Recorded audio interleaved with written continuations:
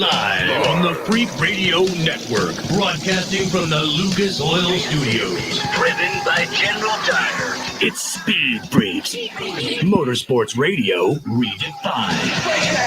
With Kenny Sargent. Paging Dr. Douchebag. Crash Gladys. Getting crash position. And Statman. Don't overdrive the car. Here's the Freaks. Oh, they know I'm free.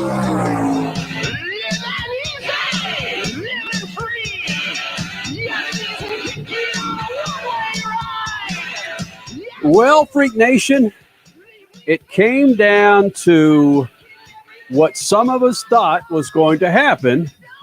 It came down to a call from high above, according to some people, to award Max Verstappen that F1 title. How you doing, freaks? Kenny Sargent, Crash Gladys, Statman, we're all here. Big show for you tonight. Of course, plenty of conversation in regards to the Formula One extravaganza that happened this morning. But our guest, Tony Stewart, coming up here in the Freak Nation. Justin Pawlak will be here in the Freak Nation. Drifter, Formula D pilot, he'll be in here. And, of course, Chase Briscoe, NASCAR Cup star. Some big news with him and Tony Stewart earlier this week from the Performance Racing Industry Convention that I was a part of. So we'll hear from Chase Briscoe, Tony Stewart, Justin Pawlak, and, of course, plenty of Formula One conversation. And, Crasher, we've got our Freakies that we're going to put on debut. Well, not debut. It's our year-end Freakies Awards tonight, right? Yeah. 21st Annual Freaky Awards. We're going to do Driver of the Year, Freak of the Year, and Race of the Year. If we can get to it, we might do Comeback of the Year, but we got a packed show. So, Driver of the Year, Race of the Year, Freak of the Year. Wow, Statman, it looks. By the way, Freak Nation, not going to talk a whole lot about it tonight, but we're live on our YouTube page, we're live on our Facebook page, and looking at Statman here. I see laughing at it. I think Statman, the smoke's not coming out of your ears anymore. Did you put some cotton swabs in your ears, bud? Yeah, I had to do something. I just put a hose in one side and the water flew out the other side. I'm just laughing at you. You changed in 5 minutes, Crash. Did you hear that? We're not going to do this. And 5 minutes later, wow, way to go. This is going to be fun. Look, I was just hoping that we would get this thing live on the air for all of our radio affiliates. And then, of course, for our folks that like to look at our 3 and eventually 4 pretty faces here in the Freak Nation.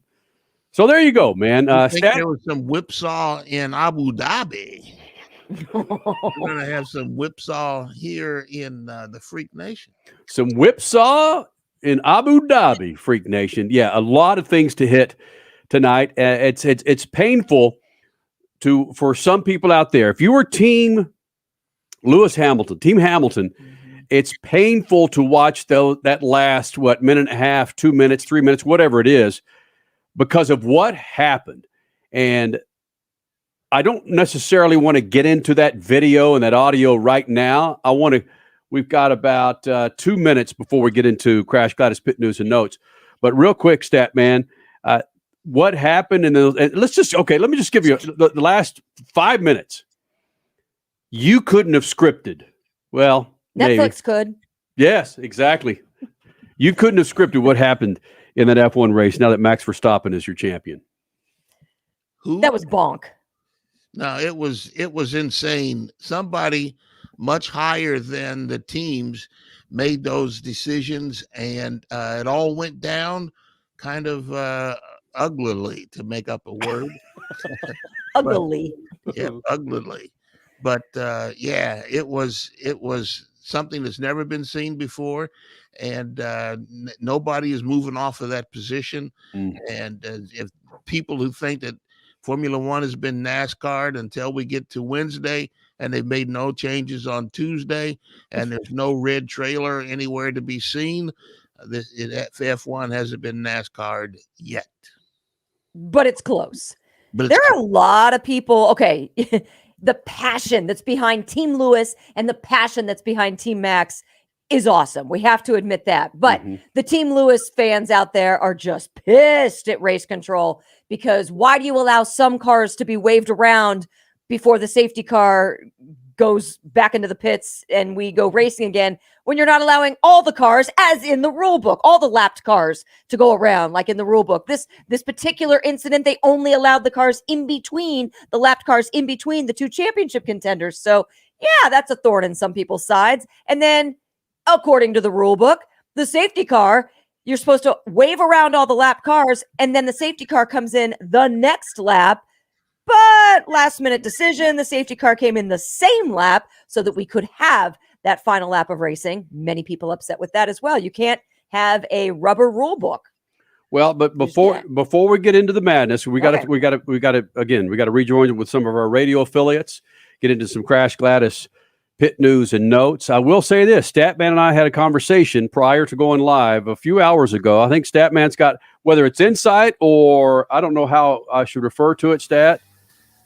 You have something going on that we're going to get to, Freak Nation, in regards to Formula One. Yes. Speed Freaks, we promise to suck less. Speed Freaks, Motorsports Radio, redefined. The Freaks. Bringing in another round of affiliates here in the Freak Nation. Crash Gladys, Statman, Kenny Sargent. Thank you guys for hanging out. Tony Stewart, big announcement this week. He'll be joining us this hour. Chase Briscoe will be joining us second hour. And Formula D pilot, flying those Lucas Oil colors, Justin Pawlak will be here in the Freak Nation. But first, Crash Gladys pit news and notes brought to you by our good friends at General Tire. Do yourself a favor, Freak Nation. You looking for something special to give your spouse, maybe your son, your daughter? How about 4 big fat General Tires underneath the tree this Christmas?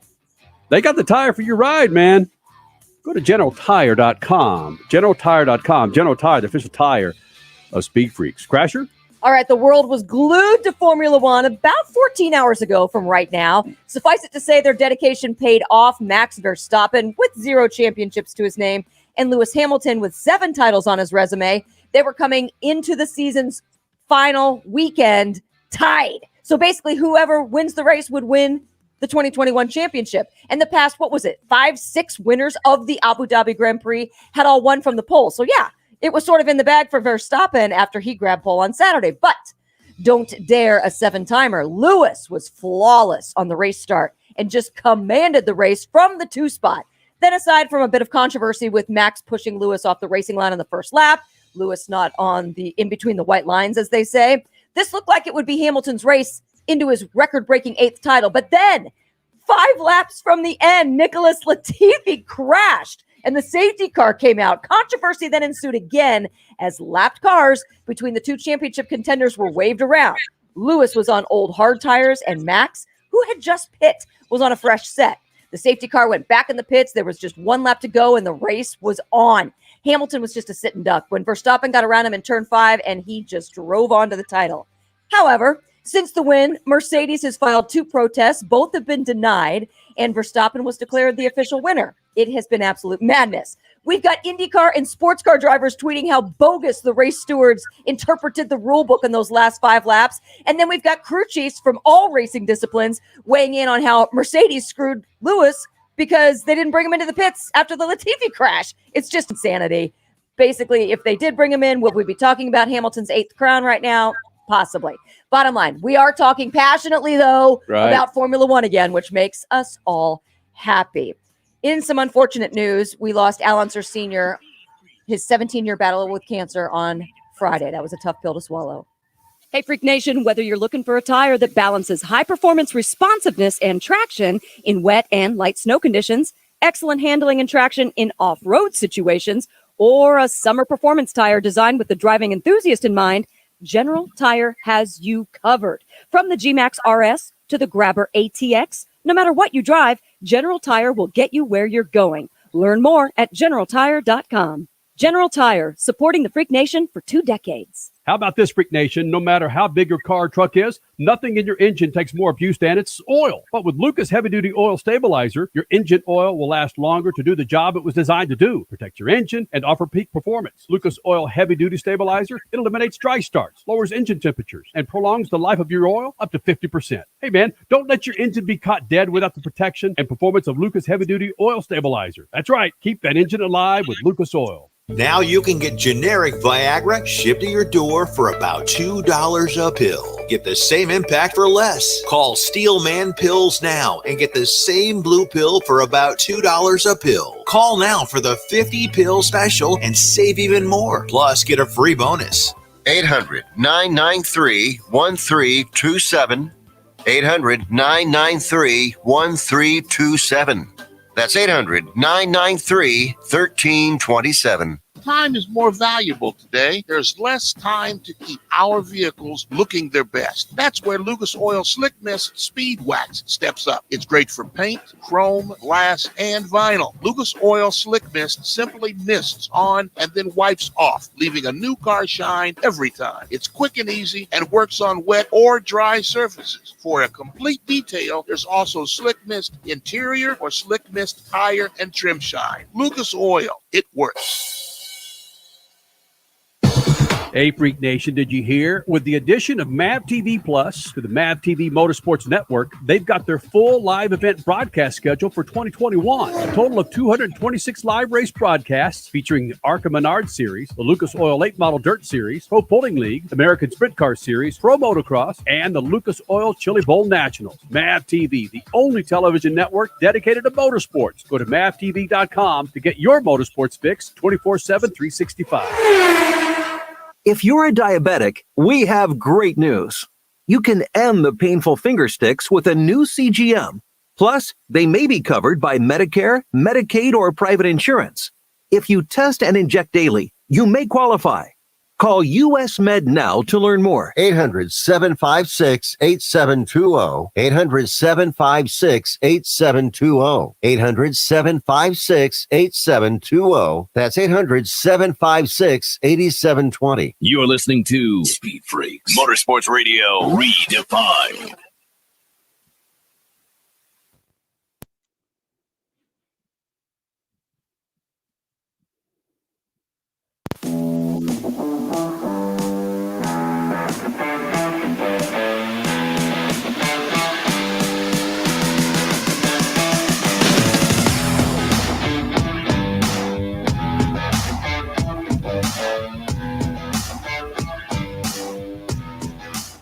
Back with Speed Freaks on a Sunday night, Lucas Oil Studios, 20 years plus one of doing this thing. Thank you guys for hanging out, man. LucasOil.com, great website to check out to keep your ride on the road. Inside your engine, outside your car, inside your car, bam. They got it. You know, that'd be a great stocking stuffer. They got so many things to stuff in a stocking. You know, I might ask for that for a Christmas stat. I always get all that freaking candy and I put on extra pounds. Hell, just give me some Lucas Oil Stabilizer. You know, why not? We don't want you going out on a bicycle anymore. I don't know if you got any bones left after you had. Yeah, where's the sling, by the way? Since we are visual tonight. Let me see. I'll push right there. If you're watching us. I don't even want to. Yeah, man. If you're watching us, I'm pushing on a bone that continues to move. And it has for 6 weeks now? Oh, it's not moving right now. Clavicle. Yeah, the ortho says, just shut it down, Kenny. What? Yeah, just stop moving. Shut it down. Just take a rest. Oh, yeah. Take up golf. Right? No. That'll hurt. Oh, boy. Tony Stewart coming up this hour. Going to spend a good 15, 20 minutes with him. Again, if you're watching us on our YouTube page, our Facebook page, our Twitch page, thank you guys for being a part of this. You guys could chime in with some Chatimus Maximus. Again, thanks to our affiliates for making this thing possible. Lucas Oil and General Tire. All right. I'm going to play that video audio, all right, of the last part of that race, when we all saw, depending on what side of the, if you're on Team Hamilton, if you're on Team Verstappen or Team Max, right? Team Lewis, Team Max. Thanks. You're welcome. This may be painful or this may be rejoiceful, but this is what happened earlier today. For some of you, very early this morning, as the 2021 F1 season came to a close, this happened. This is the safety. Which, by the way, I want to thank all of our friends at ESPN2, Sky Sports, Formula One for this audio and video. So that was edited because Lewis, because Lewis had another attempt at it, and unfortunately, fell short. we saw where Lewis put the brakes on, didn't let him go by, but he didn't challenge him. But when Lewis caught up with him on the old tires and got side by side, Verstappen wanted to run him into the third row, and Lewis backed out. Well, wait a minute. Lewis's tires were bad. I mean, I'm with you that I feel like this finish was manipulated, but Lewis had nothing for Max. I mean, at that point, there's nothing that Lewis really could have done because his tires were just and crap. went beside him on the outside. That's how much better of a driver he is than Max. No, I would agree with that, but his tires were just junk, His tires were done. But he's won with done tires before. Listen, what he did last week with a jacked up spoiler. That's true. Or nose. Front wing. Ran his quickest time of the race. Was Saudi Arabia last week? Yep. Right? Come on. Well, I want to tee it up for Stat, man. He's done his due diligence and evidently has done a little bit of research. Remember, Stat, it's a 2-hour show, buddy. But, so what are we going to do for the third hour? There's no secret here that the Stat Man is the Lewis Hamilton snorkeler of the show. He's the president of Lewis Hamilton's fan club. It's okay. So, I don't know about that, but I mean, I was a fan this year. Right. I've always stayed away from that, but I became a fan this year. I bought into all the hype, and I wanted Lucas to get his Hamilton to get his 8th championship and go away. You know, I wanted to go out on top. I think maybe he did too, but that didn't happen.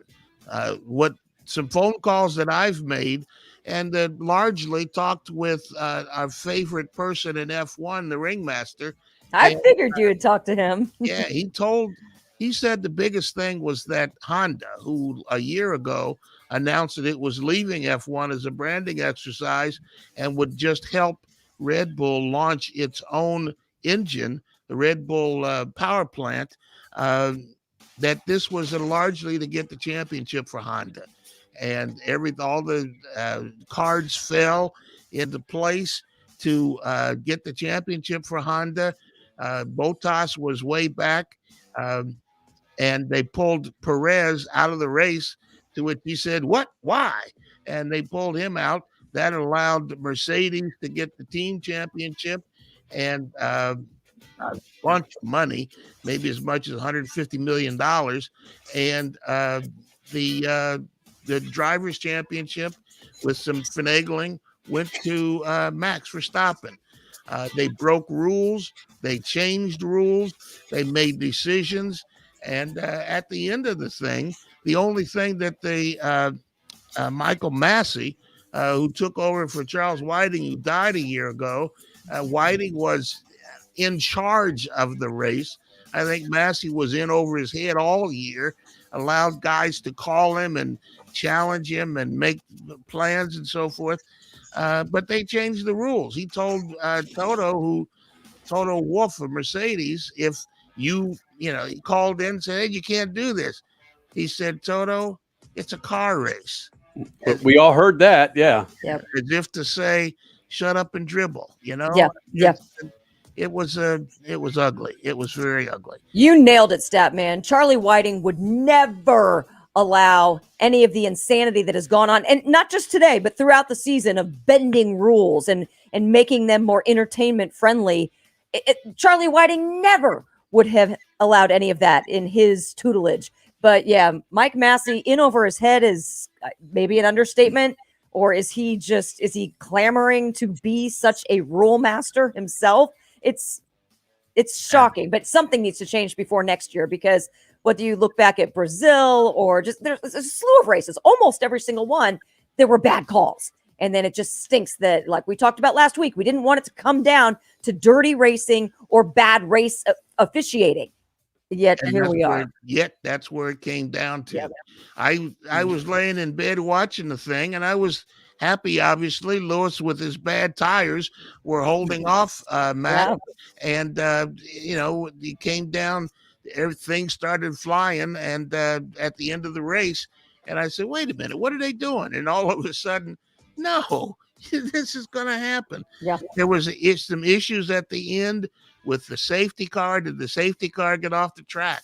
Why did they only take off the lap cars between Lewis and Max and not the rest of the lap cars in the field? Mercedes got the team title when Red Bull withdrew Perez, and there's a lot of money involved in that. About $150 million, let's say. It's crazy what all's at stake here, but I think, and I agree with the ringmaster, that this was a deal to get Honda. Honda's pulled out several times during in 92, in 08, and then they announced a year ago that they were going to go out this year, and Formula One is trying to get Volkswagen and Porsche Audi involved in a thing. But if Mercedes wins every year, why do I want to bring my thing into the deal? So you got to show that somebody's got a chance to win this. And they showed at Honda. Okay. So I was thinking some of your insight was going to be that this is not over yet. There's going to be more protests, but that's none of it. The protests are done. The appeals probably won't hold up. Verstappen is the winner. Anything could happen. They could end up with the two of them being co-champions, and that would make so many people mad that nobody will go for that. No. Okay, stat man, let me play devil's advocate here. Crasher mentioned it earlier. Lewis's tires were failing. They were old ass tires. And I know you said he pulled up beside him on one of those turns, but still, it doesn't make him the champion. And it's tough for me to make this freaking argument. I'm trying. Well, I'm trying to make the argument, but I just can't. Hold on. I do question the team. Why, especially when they saw, they were ahead of Max. Well, see, the reason why did they not bring him in for fresh rubber? The reason they didn't is that they had no idea when the race was going to end. Yeah. They bring him in. He loses track position one or two places, and they go yellow all the way, and he ends up third. All right, valid point. That's their true. only hope was that they would go yellow the whole way, or these five cars between Max and Lewis would stay there and force Max to have to pass them all in one or two laps, and that didn't happen. They took away all barriers and gave Honda a championship. At least NASCAR isn't. Gave Honda a championship. What'd you say? I didn't hear it. No, I didn't. What'd you say? Gave Honda a championship. They gave it to Hold on, guys. Hold on. At least, say what you will, NASCAR has some fun. We have some fun with NASCAR. At least NASCAR doesn't necessarily change the rules with 5 laps to go or 10 laps to go. This was happening in front of when your announcers are going, the safety car's in. This typically happens when it's when there's water on the course or something like that. They couldn't believe that this was happening either. Yeah. No, they couldn't. Yeah. I mean, it again. Charlie Whiting would never have allowed this to happen, Michael Massey was in over his head, refused to hear any conversation about it. I think the fix was in, and Ross Brown, who was involved in the technical director for F1, who was involved in the last championship that Honda won when they were with BAR. Now, yesterday, he said this might be my last year. You think? Imagine that. He got his check. It cleared, and he's done. Wow. All right, Freak Nation, there it is. There's going to be more Formula One conversation, including Statman Scat coming up. Tony Stewart in about, do the math, Kenny, 14 minutes. He'll be here in the Freak Nation. And, of course, our Freakies coming up. You don't want to miss them, man.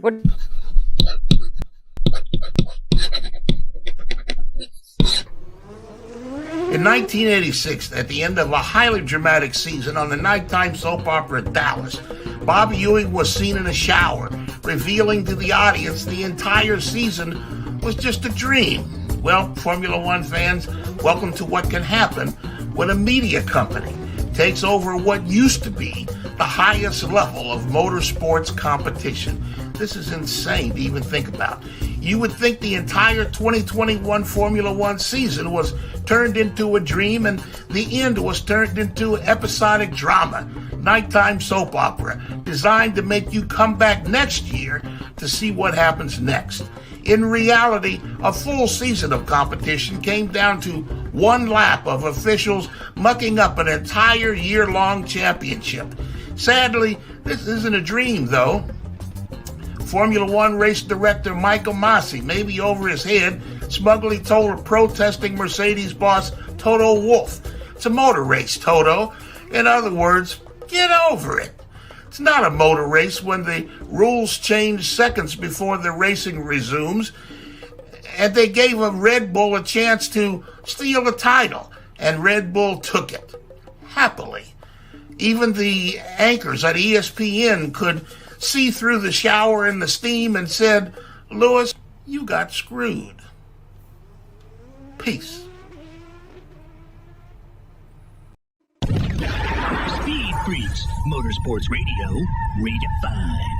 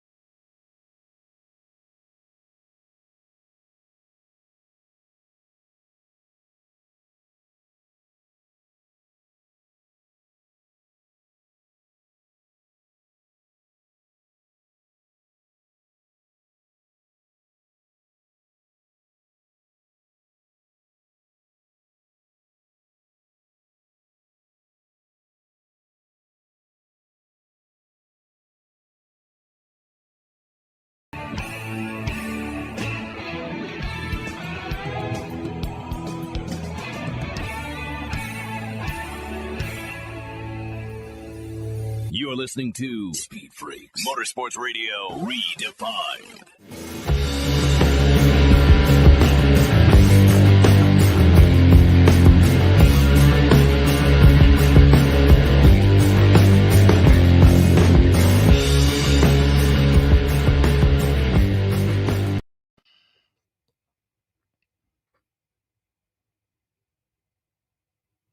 You're back with the Freaks. Of course, you get it on SpeedFreaks.tv, and you'll be good to go, Freak Nation. SpeedFreaks.tv. Crash Gladys, Statman, Kenny Sargent, thank you guys for hanging out tonight. Hopefully you're taking in the new extravaganza on YouTube or Twitch, and, of course, our Facebook Live page. Because we're doing this thing. You Twitch? Come on, man. Yes, Twitch. Yeah, you get me going with that. That's a whole different animal, man. Yeah. That's what raising a 7-year-old will do. We can drive. Yeah, well, so I've been accused of being some under 7 at times, but Right. you know. God. Coming up in, we do the math, 8 minutes, Freak Nation. Is that right? Holy smoke, that first segment was long, wasn't it? Yes. Tony Stewart. Are we going to have time to do our Freakies tonight? Well, let's do at least one right now. Okay, let's do it. Driver of the year. Easy Oh. peasy. No, this should be easy. Come on. Oh, it's kind of, Statman's going to be the guy that doesn't go with who we should go with. Statman, who's your driver of the Okay, then year go with the him Freakies? first, yes. There's only one driver of the year. Lewis was, 32 hold on. points behind Hold on, after Texas, and he came back and had the championship won. You're using recency bias right now. Just because you watched him lose the championship this morning, you're giving him like the what do we want to call it? The sympathy vote. Whether or not I give him driver of the year.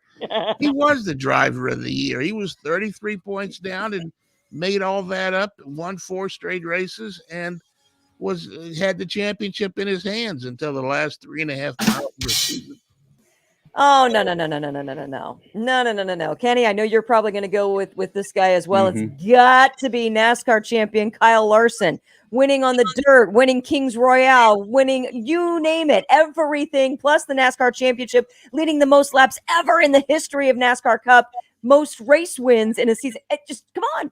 It just doesn't get any better than Kyle Larson. And the comeback story to boot, well, that just adds a little bit of nice flavor on top. Yeah, Kyle Larson for me, a guy that can go out and drive damn near anything.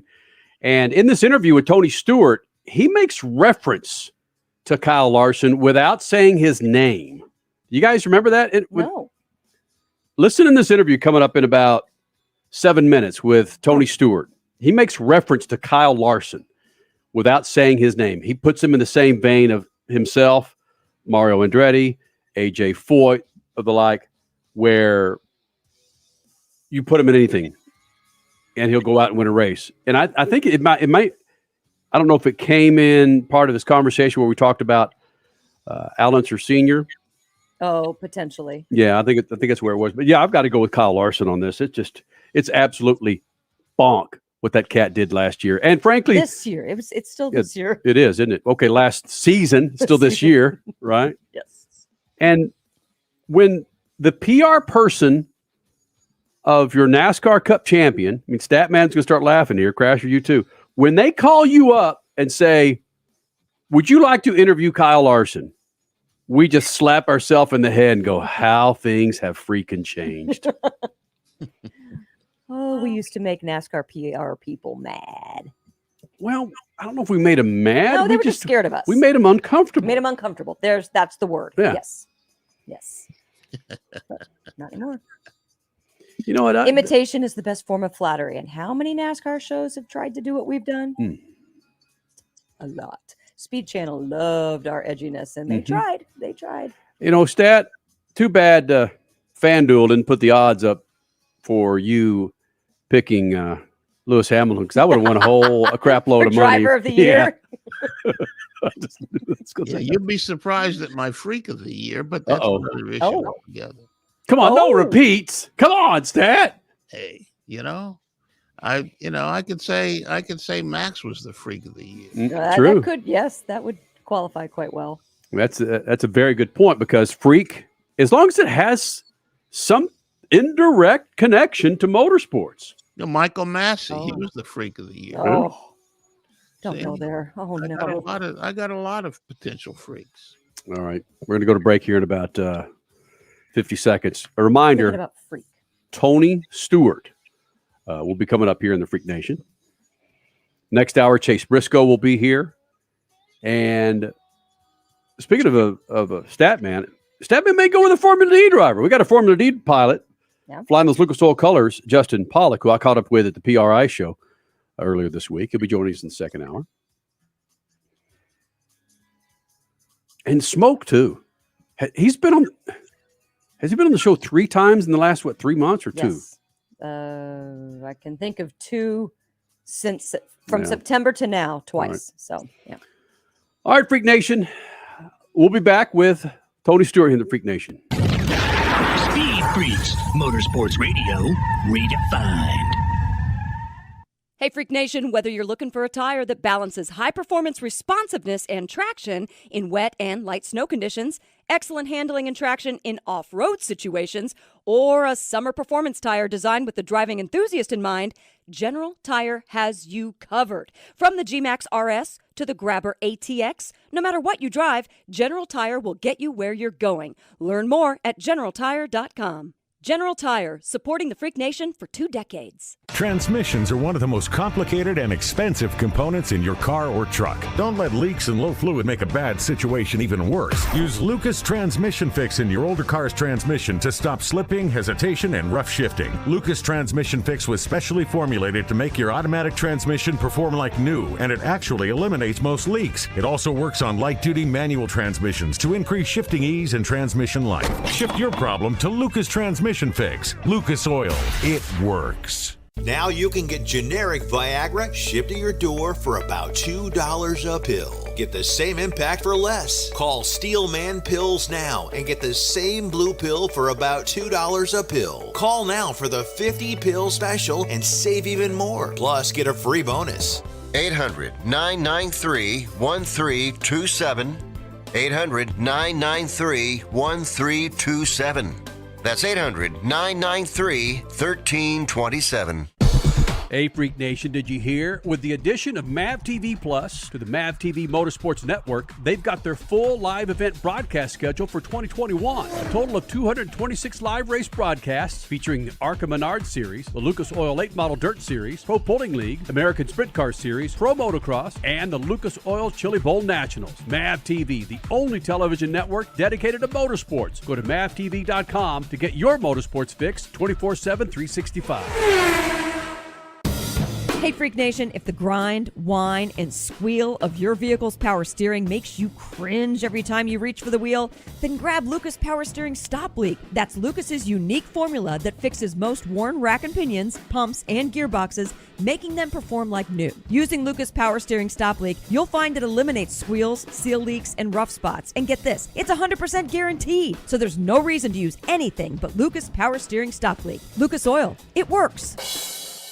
What up? It's Kenny Sargent, and have you checked out SpeedFreaks' website lately? It's speedfreaks.tv, and it's where you go to download all of our radio shows and our featured podcasts. Plus, it's where you can register for a new set of rubbers from General Tire. Go to speedfreaks.tv, hit the General Tire giveaway banner, fill in all the needed information, and bam! You might get a call from the freaks about rolling on a brand new set of General Tires. Leave the road and take the trails on a new set of General Tires. And our website at speedfreaks.tv. You're listening to Speed Freaks, Motorsports Radio, redefined.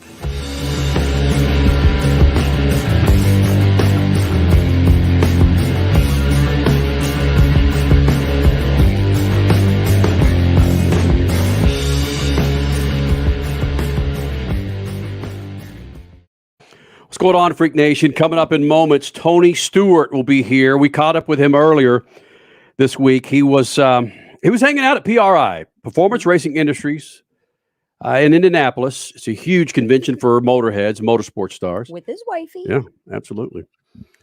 And talked to him about a number of things. But it's always fantastic when smoke rolls in the Freak Nation. Enjoy this. And hopefully, if you're watching us on YouTube or Twitch, or of course on Facebook Live, you'll be able to see This sexy boy. Oh, hold on. He's in a what do we call the room? Padded cell. He looks like he's in a padded cell. Tell us he doesn't. He does. Look, I'm a little hurt. And you invite Brandon Bernstein? I thought we were pros. Smoke. Well, yeah, but I didn't know if it was going to be like handicap accessible and we'd be able to get you where we needed to get you. I did it up for you, didn't I? You do it all the time. It's like I might as well be John Daly on the tee box. You just keep putting them up there. I keep smashing them out of the park.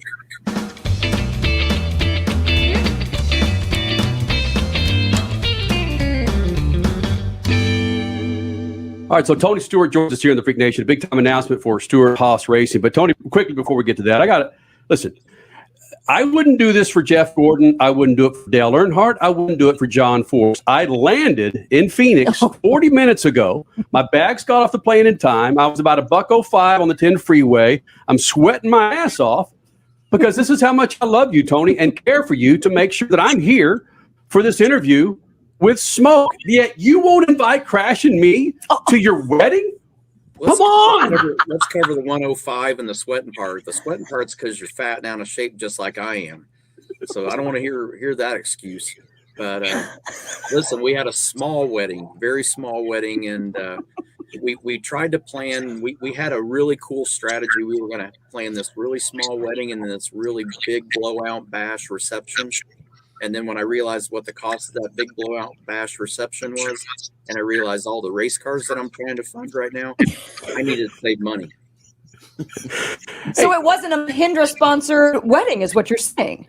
We didn't have any of our partners sponsoring any of the wedding. It was a Tony Stewart. I'm kidding. Racing minus the racing part sponsored wedding. Look, I'm a little hurt. And you invite Brandon Bernstein? I thought we were pros. Smoke. Well, yeah, but I didn't know if it was going to be like handicap accessible and we'd be able to get you where we needed to get you. I did it up for you, didn't I? You do it all the time. It's like I might as well be John Daly on the tee box. You just keep putting them up there. I keep smashing them out of the park. Hey, it keeps getting thicker and thicker when it comes to motorsports, and really that's a good thing. And when I talk about thick, it's with sponsorship and seeking sponsorship and seeing the Mahindra is now on board with you guys. Does this provide a sigh of relief for you, Chase, momentarily, and then it's moving on to making sure that they get their return of investment and bringing on the next guy? Yeah, there's a lot of important variables in the equation to us, and it's first bringing. We're very proud to bring a new partner into the sport.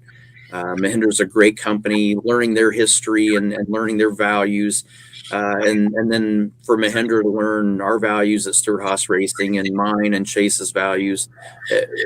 It immediately made it a natural partnership, but it's also very organic from the standpoint that I have a 400-acre farm in southern Indiana and ranch in southern Indiana that I will be using their tractors nonstop. It's like now I have tractors that I can beat up and use all day long, and I don't have to worry about the repercussions of it. So we have a great partnership with them. For the race team, it's nice to have that security of knowing that now we have funding for that car that we haven't necessarily had the last couple of years that will help us out. And we've had great partners up to this point. I don't want to make it sound like we haven't had good partners, but Mahindra's commitment is a large enough commitment that it really lets us check that box on the 14 car and worry about trying to make sure that we're giving Chase really fast cars. And this is a very crucial time in the sport coming to the next gen car and making sure that everything that we need to do needs to be focused on these race cars. But from the SHR side, we also need to make sure we take care of our partners and making sure that we help Mahindra get the return on their investment and help them accomplish their goals that they want with the program. Tony, I would have to imagine that Mahindra will get the return on their investment exclusively by videos of you on social media on your tractor going around your 400 acres. Tell me that that's going to be happening pretty frequently. Well, when I'm allowed to still be in Indiana, Leah wants to be in Arizona a lot, which there's not a lot of tractors moving around the state of Arizona in the desert. But obviously on our ranch, I mean, we love what we're doing with social media and our YouTube channels. And I would say you'll see a lot of videos of us utilizing Mahindra equipment on our ranch. Are they aware, though? Because I think we talked about food with you last time and who's the chef in the relationship between you and Leah. But you had a video posted not too long ago that was kind of spectacular. I have to admit, it was your beer stew. Is Mahindra going to be expecting that kind of recipe when it comes to hospitality at the racetracks? I don't think they have any intentions of having me cook. You have to realize that is one of only two things that I even know how to cook. I can make chili and I can make eggs for breakfast and bacon. So that's literally the extent of my cooking talent. But I got experimenting a while back and remembered a competition that my uncle was involved in at a chili cook-off. And I remembered him putting a couple adult beverages in them and made sure that I started working that into my recipe, and one bush beer in that pot of chili really takes it to another level that just kind of adds a little bit different flavor to it that I really like. Well then. So Tony Stewart, right. How long is it going to be before we get Mahindra series for Mahindra tractors racing on the 414 acres in Indiana? Well, I was going to go a step further than that. I was talking to Doug Bowles on the front straightaway, and I said, listen, I said, we're getting ready to move this stuff around. I said, we're getting ready to try to see if we can break the world record for how fast a tractor can go around IMS.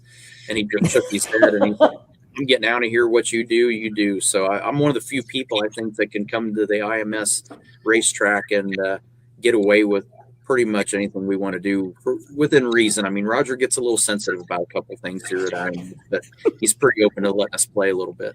Well, Lucas Oil has the tractor pull series, and some of those farmers put 15 or 20 blown engines hanging off of those things. 15 or 20. How about 4? I want to see one of those 20 engine tractors. That thing would be awesome. They could pull the earth out of its rotation. That's exactly what they do. They actually hook up to the bottom of each state and they pull a state across another state. And if they get they call it good.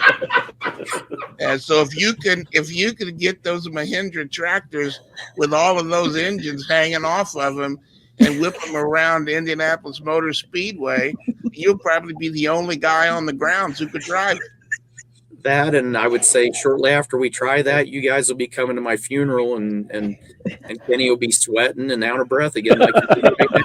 So, but now I will say this. I mean, the great thing about Mahindra is they've got a huge line, and the great thing about their dealers is they're all family owned. So, I mean, it's not like it's just a big corporation that's coming in. All their dealerships are family owned dealerships that, these people resonate with their communities, and people that have small farms at their houses, are really a Mahindra customer. It's really a cool partner. It's something that's big. I'm going to go with your suggestion. I'm going to talk to him about a 20 engine tractor, and I'm still working on the roll cage and make sure Simpson Race Products gives me a new helmet that will handle this, and I'm going to go pray a lot. But hold on a second, right there, Tony. You are a businessman. I mean, your racing days are mostly behind you, not completely behind you, but business. I said mostly, not completely, but business is you right now, and you own racetracks, you own race teams, you're doing a lot of stuff. So would you be one of those family-owned Mahindra businesses in the future, and you sell to your crew guys? I have so much going on in the world of motorsports between 4 Cup teams, an Xfinity team, the World of Outlaws team, a racetrack, 2 racing series, and then occasionally when I get to race, plus 2 NHRA teams and a wife. I think I have enough projects. And the wife, that might be the biggest thing. That's the variable in that equation if you think about it. So.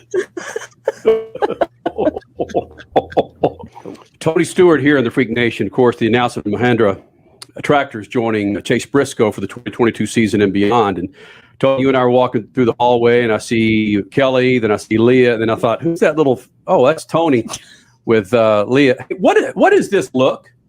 What is that look with you? I see that all the time. What the hell is that? Beautiful woman and a really old fat guy. That's what that looks like.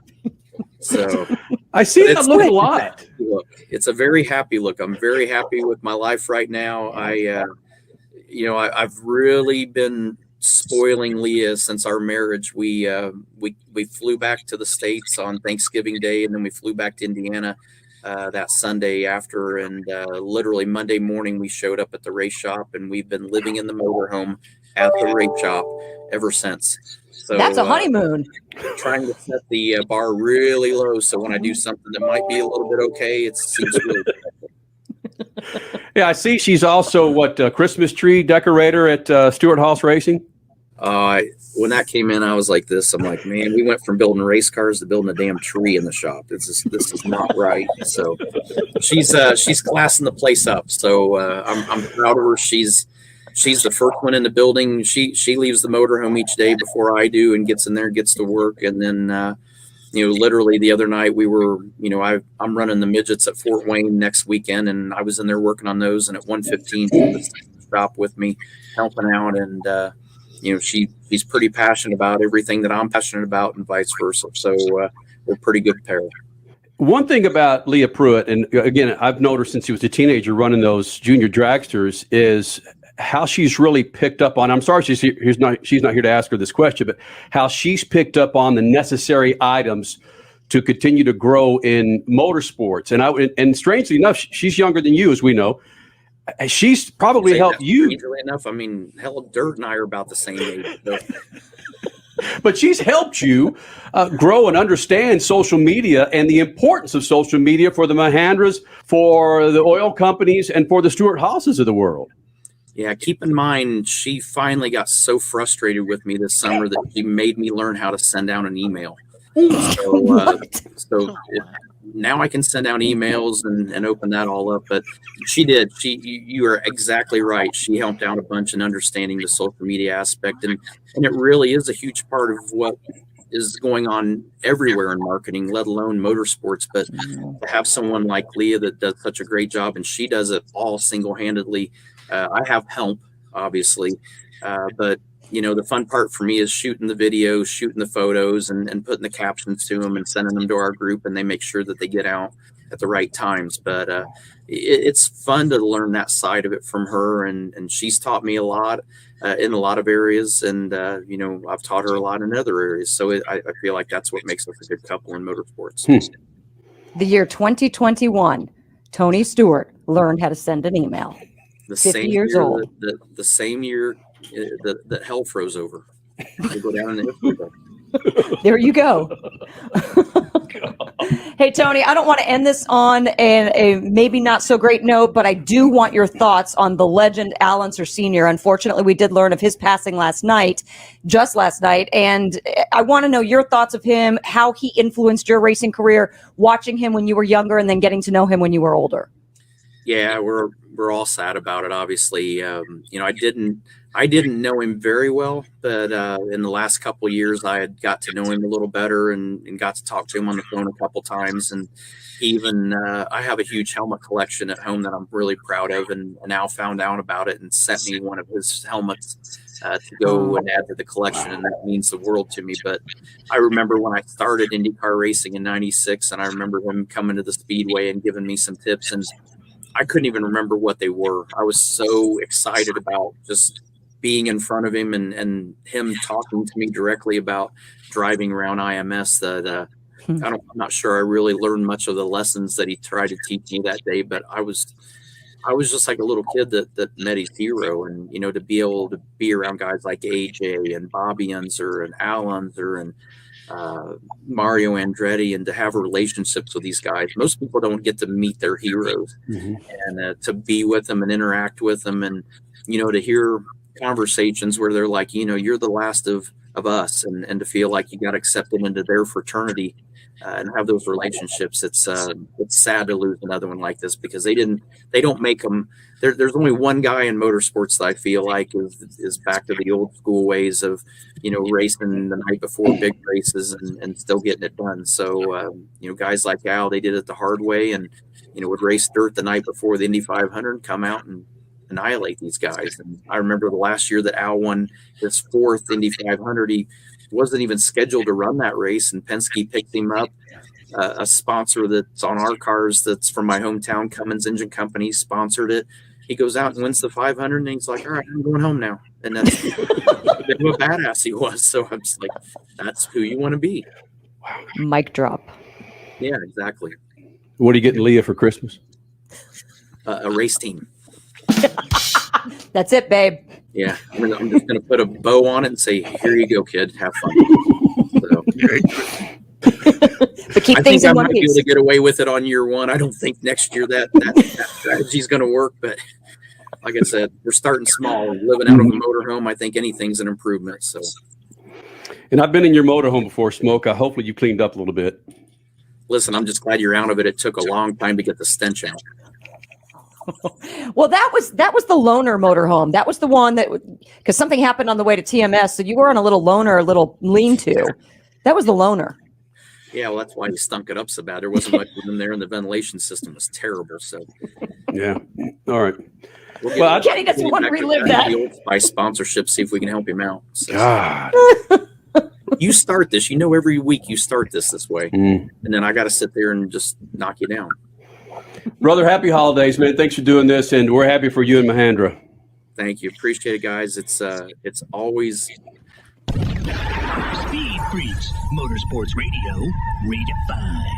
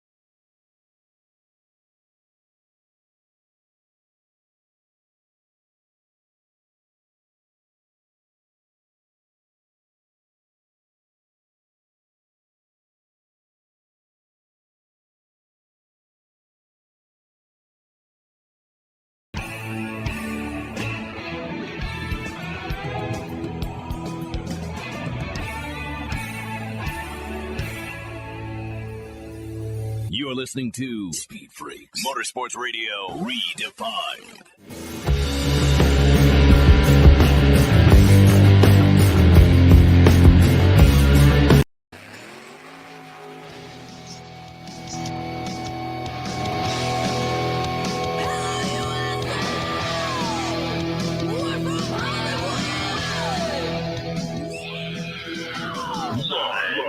Freak Radio Network, broadcasting from the Lucas Oil Studios. Driven by General Tire. It's Speed Freaks. Motorsports Radio redefined with Kenny Sargent. We love to party. Crash Gladys. What are we doing for the bachelorette party? And Statman. I am serious. Here's the Freaks.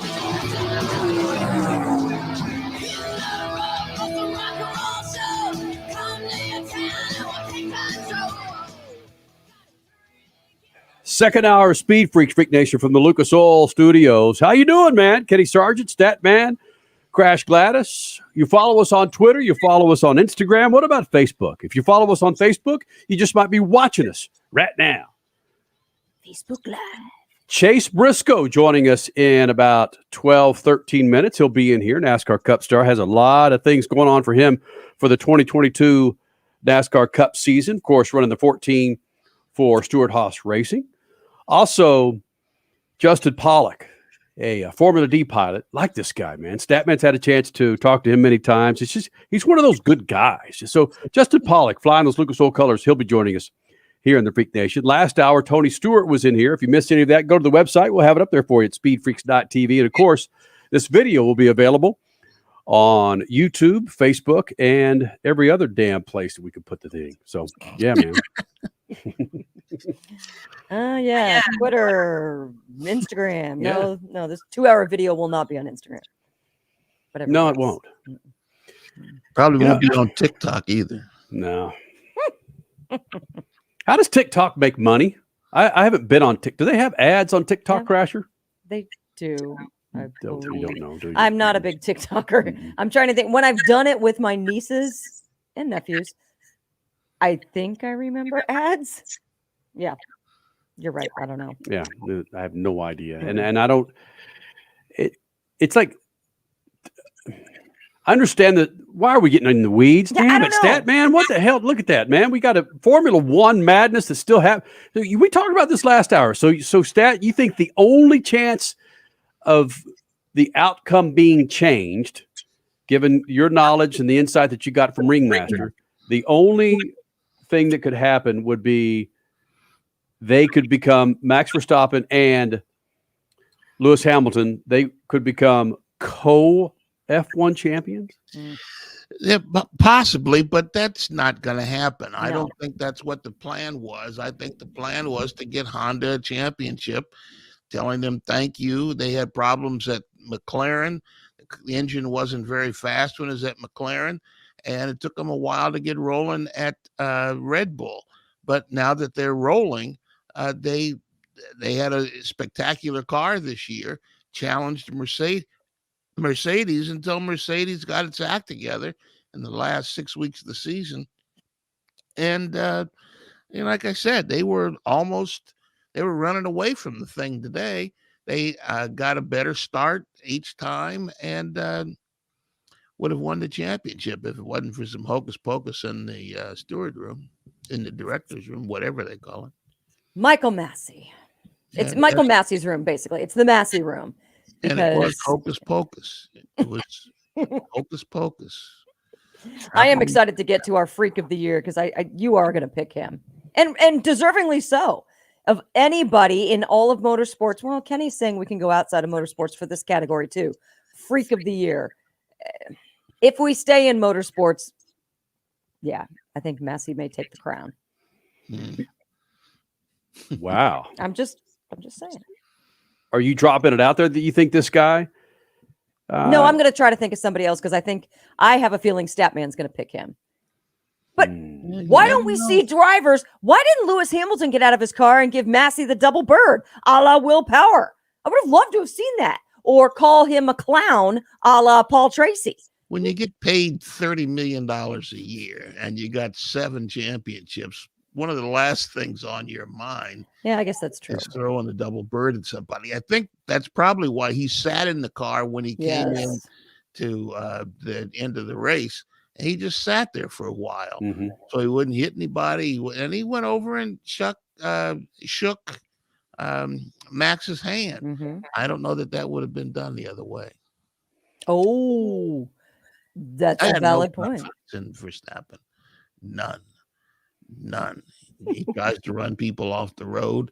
I mean, he ran over the top of Lewis's car once this year. If it wasn't for the halo, he might have decapitated him.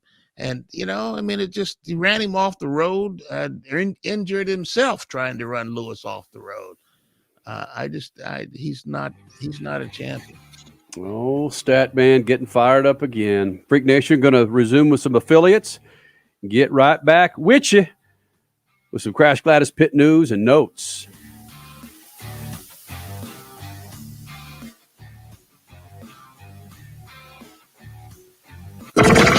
Speed Freaks, we promise to suck less. Speed Freaks, Motorsports Radio, redefined. The Freaks. Bringing in another round of affiliates here on the Freak Nation. Thank you guys for hanging out. Radio affiliates across the country, Sirius XM, every freaking audio app that you can imagine. Thank you guys for being a part of this big old thing. 21 years from the Lucas Oil Studios.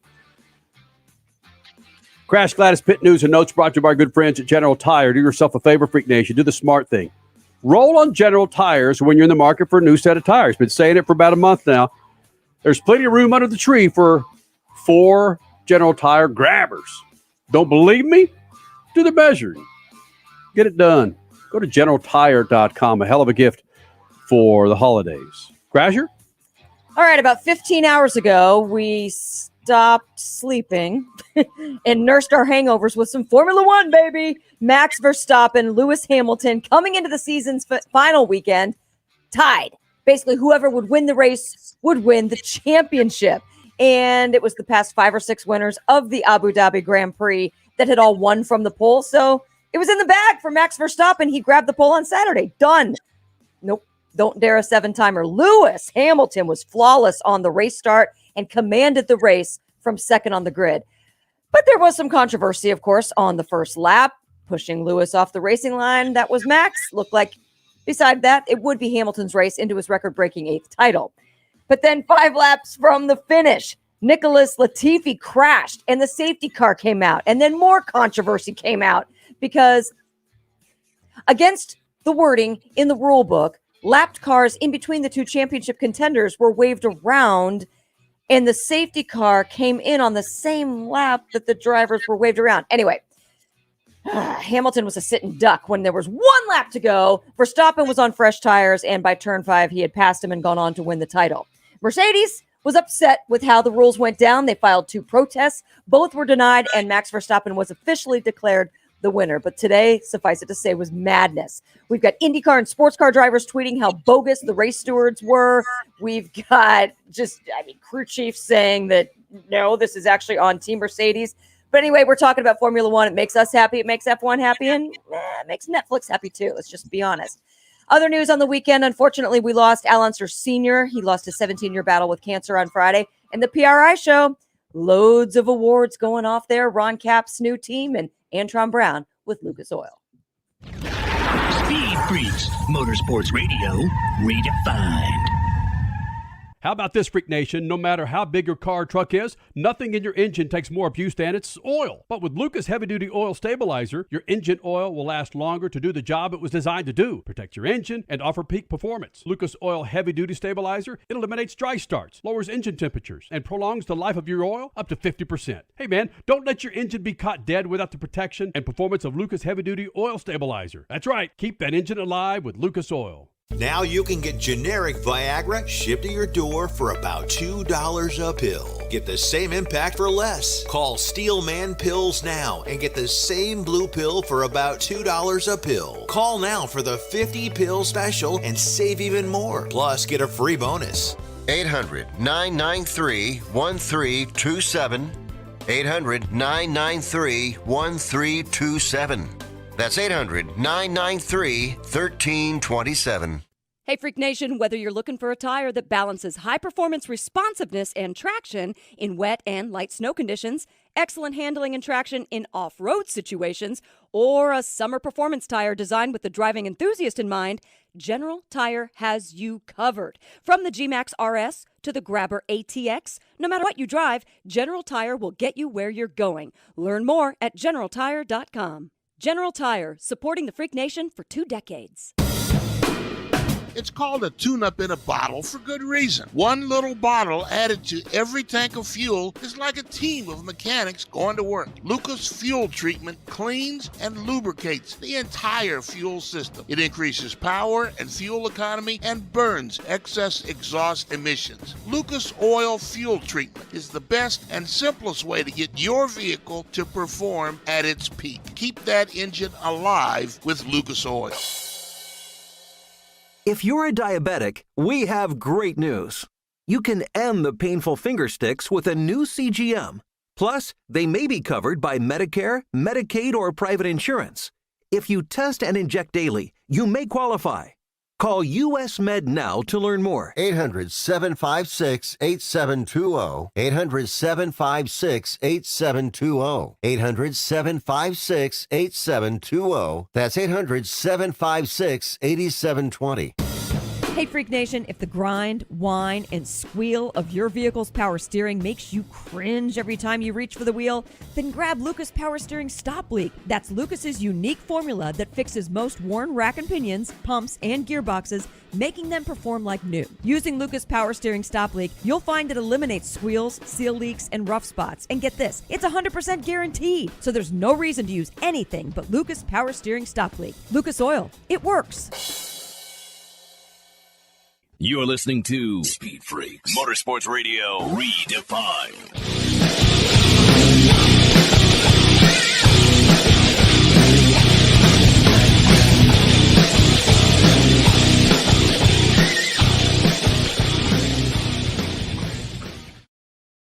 Coming up in moments, his name, of course, is Chase Briscoe, running the 14 for Stewart-Haas Racing. He'll be joining us in just a couple of moments. Also, Justin Pawlak, Formula D pilot, will be here as well. This segment brought to you by our good friends at Lucas Oil. Get it straight, Sergeant. Lucas Oil, lucasoil.com. Great website to check out to keep your ride on the road. Inside your engine, outside your engine, inside your car, outside your car. Lucas Oil has the product to keep your ride on the road looking all fat and happy. Your ride looking fat and happy. Yeah. I mean, it's kind of fitting for the holiday season. Isn't that what we do? We get fat and happy, right? Oh, I was talking with someone today because we had such a crazy weekend, and I did not realize this because of all the activities that we had going on. I had pizza every day this weekend, 2 days, twice a day. You did? Mm-hmm. Wow. Oops. Statman's Life disappointed. happens. I mean, I love pizza, but damn. Make sure you don't fall off your bike when you start riding. Damn, man. Talk about kicking a man when he's down with a broken collarbone. All right, Chase Briscoe, you ready, babe? Mm-hmm. Briscoe joins us here in the Freak Nation. Speed Freaks has been doing this for 21 years, Chase, and thankfully for those 21 years, we've had some fantastic sponsors, Lucas Oil, General Tires, and numerous others. But for a guy like yourself, who's not been in this business for so damn long, and really all you want to do is race, I think you learned last year, or really when you made it up to Cup, how important sponsorship is, and really the ability that you have to race because of sponsorship. And now having Mahindra on board, does that relieve some of the pressure for you as a big-time driver? Yeah, absolutely. You know, it's no secret that sponsorship's a huge part of what we do. And, you know, for me, I didn't grow up with, you know, a sponsor in my back pocket or family money. And, you know, so I've been very fortunate that Stewart-Haas and all these other people I've driven for have been able to go find sponsors for me. And, you know, now to have Mahindra on board and to do it in my sophomore season, you know, have a multi-year deal that just gives you the confidence and the security to go out there and race and know that you're going to be good for the next year, where in the past, you know, that's not always been the case. So it's definitely a blessing. I'm definitely thankful for the fact that, you know, to have somebody like Mahindra, and we've got a lot of other great partners as well. This is just the newest one and obviously the biggest one for the next season. So definitely nice to have somebody like Mahindra and somebody that really, I feel like, kind of stands for the same things that Stewart-Haas and the 14 car specifically kind of stands for. And even myself, you know, growing up in a small town in Indiana, you know, it's very royal. You know, Mahindra, every single dealership is family owned. It's not, you know, like the other brands that go out there and just have these massive dealerships. Literally every single one is family owned. And being a small town guy from Indiana, I think that's pretty special. And, you know, they're the official attractor of Tough. They're all about, you know, rising to the occasion, grit, determination. I feel like that's a lot what the 14 car stands for, and kind of the same as my career path. From sleeping on couches, volunteering at race shops. And there's many times I could have easily quit and gave up, but it ended up working out. And that's kind of the same things that Mahindra stands for, just going and getting the job done. So yeah, I think it's a great fit and somebody that I'm really looking forward to having on the car for the next couple of years. I love how you said twice in that answer from a small town in Indiana. Are you a John Cougar Mellencamp fan? I was born in a small town. Yeah, he didn't live very far from me. But yeah, how can you not like Mellencamp? So right, yeah, for sure. What is the kind of music that you listen to before, as you're getting race ready, and then also maybe just for a good time on a Saturday night? I mean, I listen to a lot of different stuff. I'm not normally one that listens to music before a race or has some routine. Oh, really? I just kind of go with the flow. But if I have to listen to something to pump me up, it's normally Motley Crue. Bam! Oh, yeah. Attaboy. Oh, yeah. Yeah. About damn time you young kids are getting into some good damn music. Kenny is a self-proclaimed metalhead. Yeah, man. Attaboy. The Crew is solid for sure. Do you have a stat? I know you want to jump in here, but real quick, do you have a favorite Crew song? Kickstart My Heart. That's got to be the one that gets you going. But Wild Side and Take Me to the Top are probably my two. Whoa. Wild Side. I hate to jump in here, Kenny, because that's its sweet spot is the you want to take some more of that? No, it's all right. It's all you, Stat. The pure metalhead, Chase. You mentioned the 14 car a couple of times as well, and that was something that is at the top of my list to ask you. The 14 car was Tony's number. 14 was AJ Foyt's number. Like the 43 and Petty, do you feel some pressure when you're behind the wheel of that 14 car to meet up to the standards of the guys who've driven it before? Well, hopefully I can be half the standard of what AJ and Tony were. They were obviously incredible. So, yeah, I mean, for sure. I grew up 45 minutes from where Tony was from in Columbus. I grew up sprint car racing. Tony grew up sprint car racing. So my guy growing up was Tony Stewart. So, the dream scenario was always if I could somehow drive the 14 car, that would have been the dream. And now to do that is unbelievable. But, yeah, there's definitely, pressure that comes along with that, because I know what the fans want to see out of the 14 and what the 14 stands for. And there's definitely added pressure. People expect the 14 to go run up front, win races, get in some conflict every now and then. That's just part of the 14. And that's why the fans love the 14. So, yeah, for sure, there's some added pressure that comes along with that car. And like you were saying, it's like the 43 in a sense. There's a fan base that follows the 14 where every number doesn't have that. There's very few numbers I feel like in the sport that have fans that are attached to that number no matter who drives it. And I'm very fortunate to be one of the few that get to drive one of those numbers. So if Tony meant that much to you when you were growing up, you've got to take us back to that moment when you pick up the phone and he says, Chase, this is Tony Stewart. What went through your mind knowing that you were going to get a chance to drive for someone who was that important to you? Yeah, it was super special. At the end of 2016, I just got off the ARCA season, and Ford had contacted me about being a development driver for them for the next, I want to say it was 5 years at the time. And the path was 2 years of trucks, 2 years of Xfinity, and they'd hoped by the 5th year I'd be ready for Cup. And I remember when I got signed by Ford, me and my agent sat down and kind of put a plan together of, okay, what's best case scenario, what's worst case scenario, and all these other scenarios that could happen. And I remember the dream was, I said, would to be driving at Stewart Haas Racing. But if I could drive the 14 car, that'd be the one I pick all day long. So last year, at the end of 2020, we had a really successful Xfinity season, and Tony called me, and he didn't know if it was going to be the following year or 2 years from now, but he offered me the 14 car, and it was crazy, calling my parents, telling them that Tony just called me and said, hey, when I go back to Indiana, back to my childhood house, there's Tony Stewart stuff everywhere still. To be able to drive the 14 car and get that call from Tony, but then now to have the relationship that I have with Tony, to have him as a friend, it's always cool whenever your hero can end up being your friend. And there's only 40 people in the Cup Series that get to say they drive in the Cup Series, but how many out of those 40 can say they get to drive the car they dreamed of driving as a little kid? So it's definitely special. Before you get away, there's even something more important, when you find out your hero's a good guy. Yeah. So many people find out that their hero is not anybody they want in their life. And I'm sure you found out that Tony, you said he's your best friend. So obviously you found out that he's a pretty good guy too. Yeah, for sure. I mean, everybody knows Tony. It's no secret he could be a hothead on the racetrack, but off the racetrack, he is one of the most caring, nicest individuals you ever meet. So it's like you said, you're meeting your hero can go one of two ways, and I was definitely fortunate that my hero was what I thought he would be, and it's been great off the racetrack to have that relationship with Tony and have somebody in your corner like that for sure. There's a social media account I think that's coming up. You say every time you go back to Indiana, you see Tony Stewart stuff everywhere. I think it needs to be Chase Overtakes Tony, at Chase Overtakes Tony or something. And you take your picture by all this Tony stuff like, hey, it's my turn now. I'm the 14. Yeah, that'd be funny. It's crazy how much stuff, I had growing up, whether it's like literally over my blanket or not over my blanket, over my window is a blanket. It's a Home Depot blanket. But growing up, I was 6, 7, 8 years old. I would almost every single day, I'd come home from school.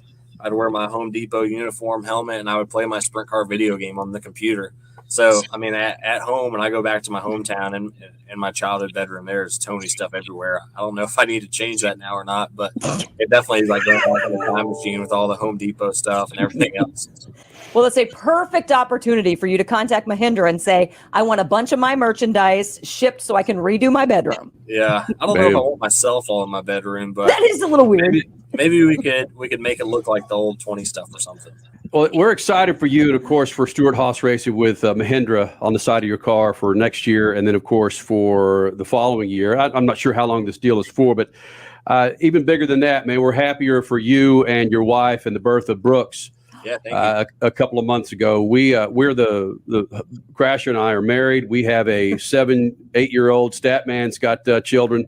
It's children do wonders to adults when it comes to just really understanding why we're on this planet. And now you're not just driving for you and your wife, Broham. You're driving for Brooks, babe. Yeah, it's definitely crazy. At least in the sprint car world growing up, I remember guys having kids and they would say, hey, man, it slows you down. Like you lose those 2/10, but I felt like I felt like you gained 2/10 because you wanted to go out there and get food on the table for him and provide for him. So, on the sprint car side, I guess it's a little bit different because of the risk side of things and everything else. But for me, I feel like it's almost motivated me even more. So it's been really cool to have Brooks. I only got to run, I think, 4 races at the end of the season once he was here. But, to have him, he went to Nashville to the banquet with us. And just earlier, we're obviously at IMS right now. And I was doing a phone interview and they were asking about Brooks. And I looked over and he was in his car seat, but he was on the bricks. And it just got hit me that, here's my son on the bricks now. It was pretty dang cool. So we got down and took a picture with him and everything else. But yeah, it's crazy how much it changes your life, literally overnight. I was telling my wife that before he was here.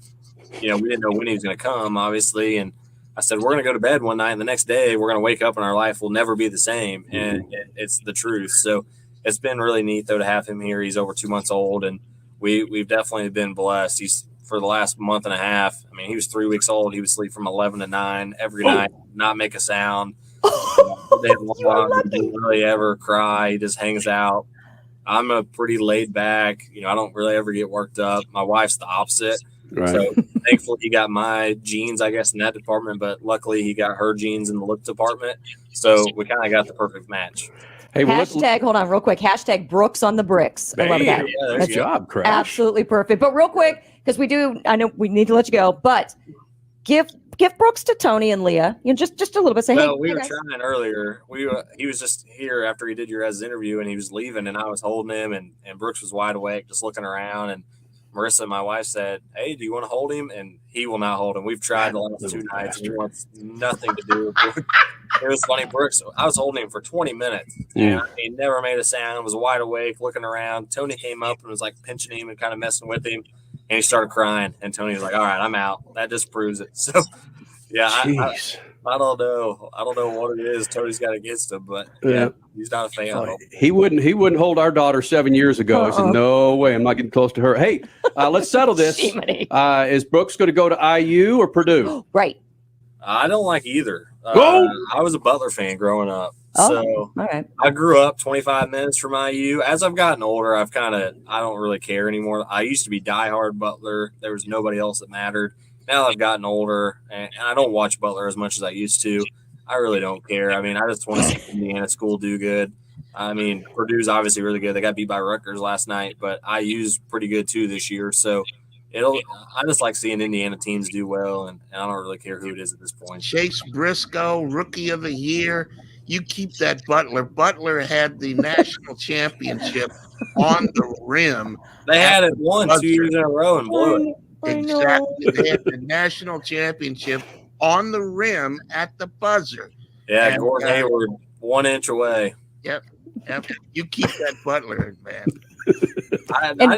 I lost track after we lost Brad Stevens. I stayed through Chris Holtman, and then I forget who the coach was after that. But we've been switching coaches so often lately, and now I'm not living in Indiana. I used to go to Hinkle for quite a few games and would watch him every week on TV, and it's just not as easy now living in Charlotte. But I keep up a little bit here and there. If they come play around the Charlotte area, I'd for sure go. But definitely don't get to watch them as much as I used to. That's for sure. Wow. Butler Blue is the only mascot that actually makes it to IMS every year. So there we go. Bang. Hey, Chase, we couldn't be happier for you and your team. And, of course, your owner, Tony Stewart. Thanks for doing this, buddy. Yeah, no problem. Thanks for having me.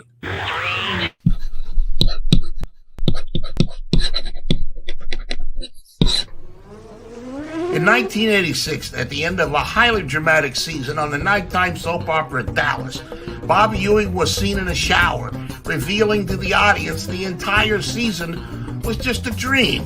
Well, Formula One fans, welcome to what can happen when a media company takes over what used to be the highest level of motorsports competition. This is insane to even think about. You would think the entire 2021 Formula One season was turned into a dream and the end was turned into episodic drama, nighttime soap opera, designed to make you come back next year to see what happens next.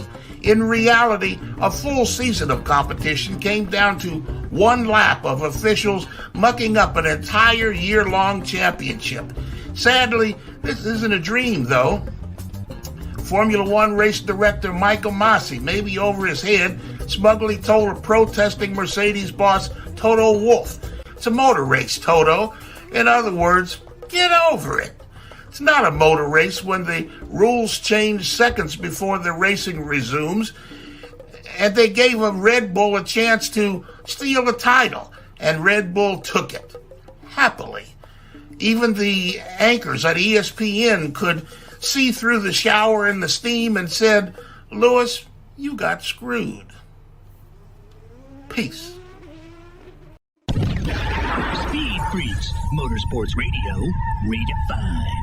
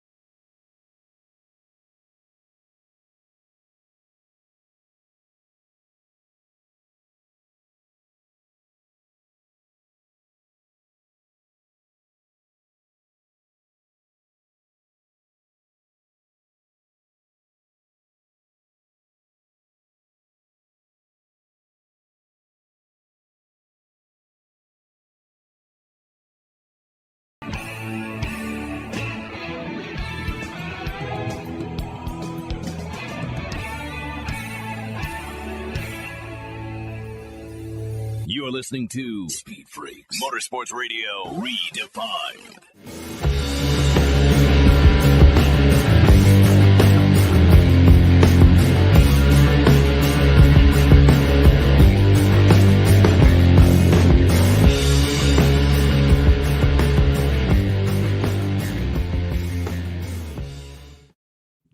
21 years of doing this thing, Freak Nation. That's 21 years of the Freaks. Thank you guys for being a part of it. The website, speedfreaks.tv. That's speedfreaks.tv. You follow us on Twitter, Instagram, and, of course, we're there for you on Facebook. This segment brought to you by our good friends at Lucas Oil. Go to lucasoil.com. Check out the line of products to keep that big old fat and happy ride on the road, man. Go to lucasoil.com. Guys, you ready to do some, what do we say, Crasher? Freak of the Year? No, Race of the Year. Ah, Race of the Year. Yeah, let's do that. Let's go Race of the Year for our annual Freakies. We typically do this, Freak Nation, in the season. I don't know if Statman's going to somehow get freaking Lewis Hamilton in there some form or fashion. Stop it. I do remember, I don't think it was last year, but it would make sense if it was last year because Lewis tied Michael Schumacher with most championships in 7. I remember, wasn't there a year where we did 4 freak categories and Lewis Hamilton was every single one? I just feel like that happened. Probably. Yeah. You know, why not? 7 championships, only one man has ever done that before in F1. Yep. All right, I'll get it over with first. All right, Race of the Year. What do you Race of the Year for me was last week's Damn it! Saudi Arabia race. It put Formula One back on the map for me. And it really wasn't just the race. And I know that Hinchcliffe brought this up in one of his tweets. It's the production of these F1 races that are getting me hooked. And when they used to run these horrible feeds for the Formula One races, just horrible, where you wouldn't get replays. They were run on Speed Channel, and Bob Varsha and gang, they had to just really comment or commentate on what they saw on these feeds. But the production with these Formula One races, where you can hear the conversations between the stewards and the crew members and the driver, and it's all it's audio that you can actually discern and helps you gain information on what's going on the track, not necessarily from the commentator. Saudi Arabia, that was it. And I notice I didn't say anything about Max Verstappen or damn Lewis Hamilton. You kidding me? That was such a the drama was just palpable. Greatness. We spent hours last night at our freaking party talking to people about the damn. And Crasher, I told Stat that Mike and his son Vinny showed up in their yes Red Bull shirts. They did. Yeah. Yeah. And the only reason their son Arthur did not show up in his is because he said he didn't want to be like his brother. Right. Sorry, we got 2 minutes. Oh, okay. Crasher. Since you took my first choice, I'm going to go with my second choice, which I think is still a pretty damn good first choice, to be perfectly honest. The 2021 Indy 500. Hello. You've got Scott Dixon on the pole, has massive issues throughout the first sequence of the pit stops. And then you've got 7 laps to go. Takuma Sato's leading. He's going to run out of fuel. Elio Castroneves comes from, what? From Meyer Shank Racing to win his 4th in his 40s. Same year as Tom Brady winning the Super Bowl in his 40s. And come on, golfer, help me out. Phil Mickelson. I mean, it's the year of being 40 and fabulous, or 40s and fabulous. And Elio just, rocking it. And then they take the picture with all the 4-timers with the Borg Warner Trophy. And then sadly, we just lost Al Unser Sr., one of the 4-timers this weekend. Yeah, I'm going 2021 Indy 500. That was a massive race. Oh, we're only going to have 135,000 fans due to COVID. Place looks packed. How'd that work out? Yeah, place looks packed to me. Statman, race of the year, bud. It's only one race of the year, and that's today's race in Abu Dhabi, where there was so much at stake. Recency bias again. And it was so stupid the way they handled it. And, I mean, there was so much at stake, and they threw it all away. And What other race of the year could there be? Okay. Like I said, man, if FanDuel would have put the odds up on there that Statman was going to go for an F1 answer there, I probably would have won me some more money. Wow, but nothing NASCAR. Nope, not at all. Interesting. Freak Nation, his name is Justin Pawlak, Formula D pilot. He joins us next. Speed Freaks Pits and the Lucas Oil Studios. Speed Freaks, Motorsports Radio, redefined. Hey, Freak Nation, if the grind, whine, and squeal of your vehicle's power steering makes you cringe every time you reach for the wheel, then grab Lucas Power Steering Stop Leak. That's Lucas's unique formula that fixes most worn rack and pinions, pumps, and gearboxes, making them perform like new. Using Lucas Power Steering Stop Leak, you'll find it eliminates squeals, seal leaks, and rough spots. And get this, it's 100% guaranteed, so there's no reason to use anything but Lucas Power Steering Stop Leak. Lucas Oil, it works. Now you can get generic Viagra shipped to your door for about $2 a pill. Get the same impact for less. Call Steelman Pills now and get the same blue pill for about $2 a pill. Call now for the 50-pill special and save even more. Plus, get a free bonus. 800-993-1327. 800-993-1327. That's 800-993-1327. Hey, Freak Nation, did you hear? With the addition of MAV TV Plus to the MAV TV Motorsports Network, they've got their full live event broadcast schedule for 2021. It's a total of 226 live race broadcasts featuring 11 highly competitive racing series. This year's live coverage on MAV TV features the ARCA Menard Series, midget car action provided by the Power Eye National Midget League, the Lucas Oil Late Model Dirt Series, and the Pro Pulling League. There's even the Moto America Series, Midwest Drag Racing Series, American Sprint Car Series, Pro Motocross, Hoosier Arena Cross, and the Lucas Oil Chili Bowl National. It's MAV TV's most robust live coverage schedule in network history. So come join us at MAV TV, the only television network in the U.S. dedicated exclusively to motorsports. For more information on MAV TV and MAV TV Plus, go to mavtv.com to get your motorsports fix 24/7, 365. Time is more valuable today. There's less time to keep our vehicles looking their best. That's where Lucas Oil Slick Mist Speed Wax steps up. It's great for paint, chrome, glass, and vinyl. Lucas Oil Slick Mist simply mists on and then wipes off, leaving a new car shine every time. It's quick and easy and works on wet or dry surfaces. For a complete detail, there's also Slick Mist Interior or Slick Mist Tire and Trim Shine. Lucas Oil, it works. Hey, Freak Nation, whether you're looking for a tire that balances high-performance responsiveness and traction in wet and light snow conditions, excellent handling and traction in off-road situations, or a summer performance tire designed with the driving enthusiast in mind, General Tire has you covered. From the G-Max RS to the Grabber ATX, no matter what you drive, General Tire will get you where you're going. Learn more at GeneralTire.com. General Tire, supporting the Freak Nation for 2 decades. You're listening to Speed Freaks, Motorsports Radio, redefined.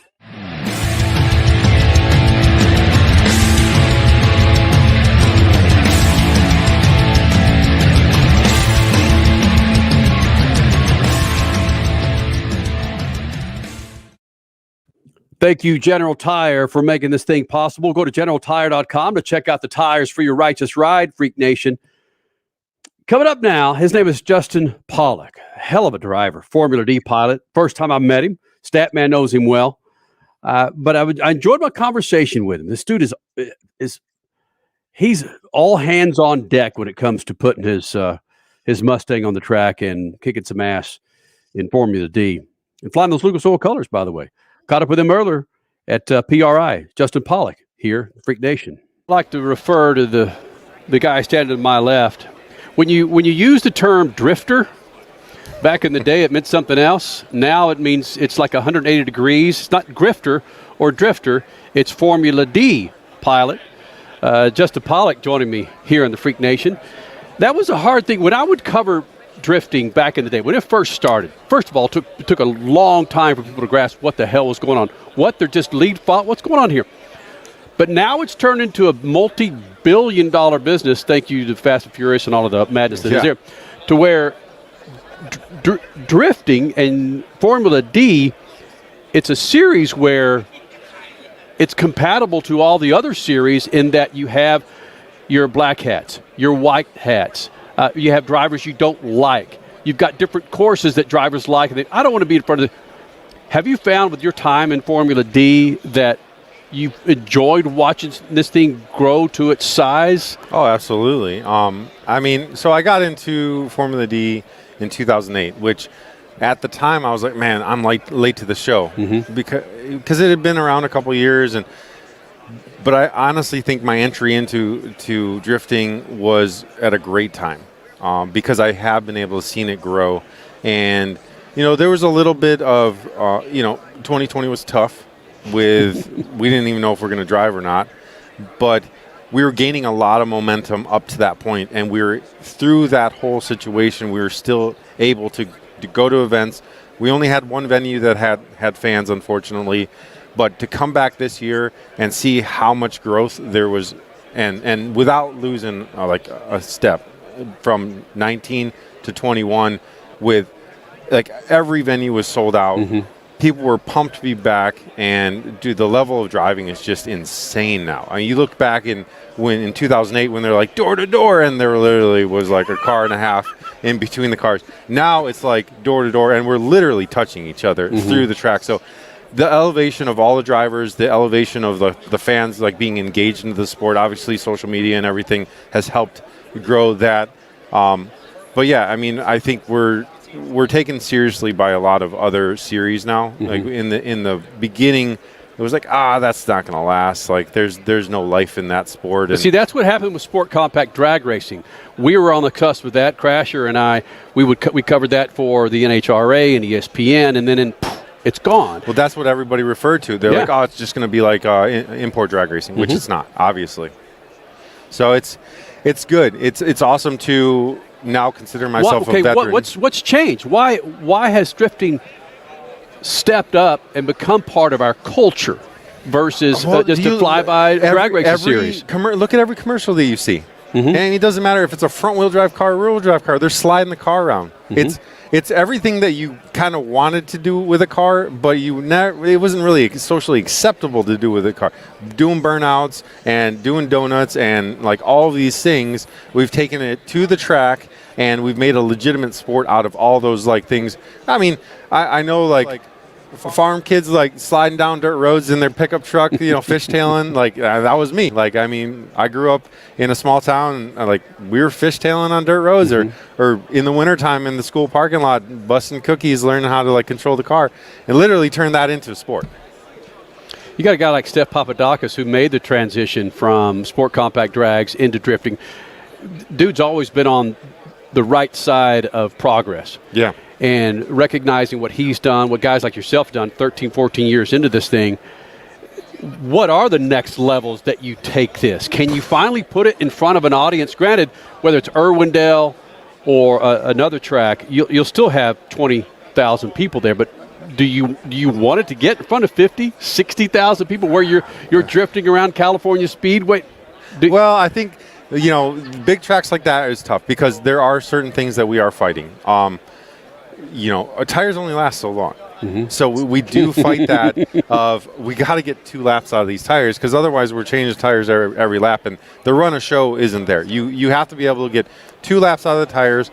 So you have to set up courses that work with that. And we've been on the edge. We're literally coming around the last corner like you are out of grip. And we've added a lot of grip to the chassis to take it off of our expectation on the tire. So there's a lot that goes into it. I mean, we have setups that are similar to like circle track, and we have some stuff that's like road racing style, but it's all collaboration into what we have for drifting. Even on the engine program, we have a run up like a drag race, and then we're literally clutch kicking at highway speeds at the end of a drag race into this road course that we're running like a race line for the most part. I mean, we have apexes that we're hitting like inner clips and outer zones, so it's similar in that aspect. And then you have like the dirt racing aspect where you're sliding side by side with another car. So it's this conglomerate of all these disciplines into this new motorsport. And dude, it's exciting to be a part of. But is it important for drifting to take it to the next? I hate that term. The next level. Hold on. Put it in a Bristol, in a Coliseum set where it's. Oh, that would be great. In something like that versus a 2-mile track, a quarter-mile track. Put it in Bristol to where, The idea behind motorsports, well, just marketing in general, is reaching new eyeballs. Right. And if you can reach a 50-year-old's eyeballs in Bristol. Well, we're starting to, though. I mean, the demographic that's interested in the sport is definitely growing because it used to be a much younger. But I see older guys that are like, hey, this has been around. They're actually taking it serious now. Or, they were, 40s or whatever, and now they're like in their 50s because this has been around like 15, 16 years. And people are like, it is opening people's eyes because there is a lot of technology that's going into it. These cars are impressive. It's not just some, junkyard motor thrown in with like whatever.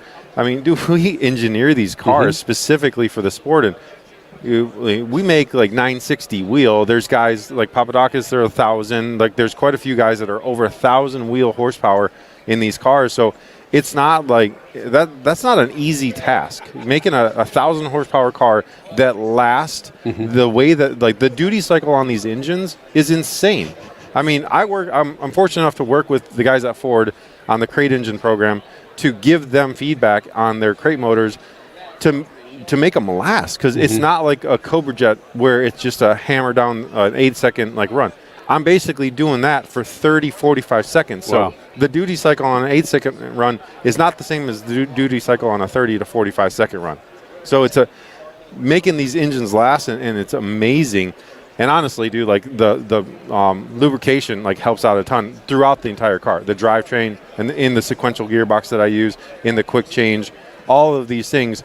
I mean, we'll see, like maybe not in competition because the competition is only like 30 seconds, but like the demos that I do, dude, I'll get like 280 temp on my oil, and no oil, no bearing problems, no any of that stuff. I actually took Tom for a spin in my car, and I let her have it, and that was when I hit like 280. I'm like, dude, is this going to be all right? He's like, yeah, no problem. Whoa.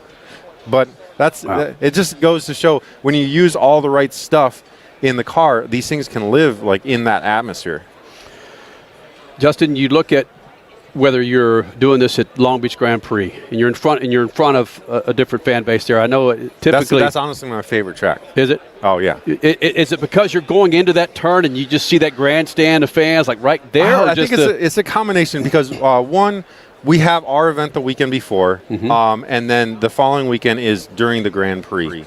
And we get to show what we do to a whole like different That's group the idea of that I'm talking about, getting in front of a whole different audience. And people are blown away because that's probably the biggest impression event, because you have all these people that are there for sports car racing, and then they stay over. And obviously you have the drifting crowd that comes in, but you have these other people that you expose them to our sport, and they're impressed, and they come in the paddock and they check out the cars like in between or before the event, and you're able to pop the hood and show them, and they're like, hey, this is a real deal. This isn't like some ragtag deal anymore that they thought in the beginning. And going back to Steph, like I was very fortunate in, I think it was 2005-06. I actually worked with Steph. So I worked at AEM, and he brought me over to the race team, and he kind of, I think unbeknownst to him, he kind of mentored me in a bit, and I learned a lot, and I was able to be a part of that build and did a lot of mechanic work on Tanner Faust's 350Z that he ended up winning 2 championships in. So that set me up really early on to Steph's like mentality and his approach, because obviously he was already an established pro drag racer. He was getting into drifting, but he's very meticulous and very planned, and that really, I absorbed a lot of that in just the organization and the approach to the build that now I implement into my program. And I'm very thankful for that opportunity because a lot of people don't have that or don't have that mentor. And I've been very fortunate to work with some great guys in the industry and just absorb a lot of things. And that's put me into the position that I'm in now. And being a kind of a veteran of the sport, I'm trying to reach out to the younger guys and help them with things so that we can grow this sport, because I want it to be around a long time. I mean, I want to continue driving for, a while, and hopefully until my son gets into it and he's already like interested in driving, but that's going to be a couple years. But yeah, I mean, being able to expose it to more and more fans, and we're busting at the seams at all of our venues. So going to a bigger track, I mean, Irwindale's our biggest track, and we probably have, I'd say, 20 to 25,000 people easy in that venue, and we're literally, the stands are just like, we're busting at the seams. So if we could go to a venue like that, which has stands all the way around, the problem is getting a venue that there's a good vantage point for all of the fans, because you don't want them to miss out.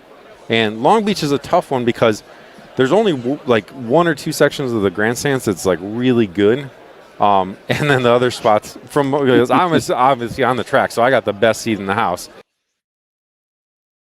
Like that guy, Justin Pawlak, Formula D pilot here in the Freak Nation. Statman, 20 seconds on him. Good guy, huh? He's a spectacular guy. I'd learned quite a bit from that conversation. Right. He did a good job there. I learned, and I've been following the sport from the beginning. All right, man, we're going to end the show with our Freak of the Year. Crasher's gnawing at the bit. Oh, I have the best one without question, so I'm going to go last. I have the best one. There's no way you guys are going to beat me on this one. And it's unfortunate why I have this one, but I have a good one. Statman, Freak of the Year. Freak of the Year, Travis Pastrana. Started his own race series, won his own race series, a championship for Subaru, and throw a broken leg in there. No, that's right. For the heck of it. I actually thought about throwing that in there as well as my Freak of the Year, but I'm going to go. I got to double up, man. I've not seen anything like this with Kyle Larson. I have not seen anything like Kyle Larson, and I'm a little partial to the guy. We've been jamming a microphone in his face since he was 15 years old and goes out and just does exactly what he is supposed to do. As Statman has referred to many times, he's at the front of the line when he needs to be to win races. And not just win races, but no one's led as many laps as this guy this year in NASCAR. No one. He set that record, surpassed Jeff Gordon, I think, with a couple races to go, and did what he had to. Granted, that last pit stop with Kyle Larson, that's what put him into the championship at Phoenix Raceway. But would have been there without Kyle in that front seat. That's my Freak of the Year. Crasher. Crasher. I had a Freak of the Year in motorsports, and then you did bring up earlier in the show that it didn't have to be motorsports. This is a freak category. So I went outside motorsports, but it's still relevant to our show. This guy's name is Richie. Does that give you any hints yet? Richie Sambora? No. Oh. So this guy's playing guitar on stage a couple months ago and just, thrashing, having a good old time, Kentucky Metal Fest.